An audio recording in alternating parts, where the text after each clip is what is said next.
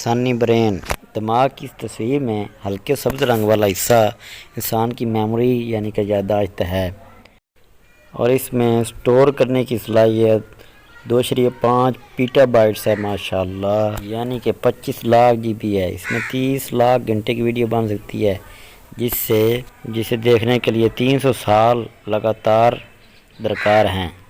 है कोई ऐसे नायाब मखलूक बनाने वाला, तख्लीक बनाने वाला, वही है। अल्लाहु अकबर।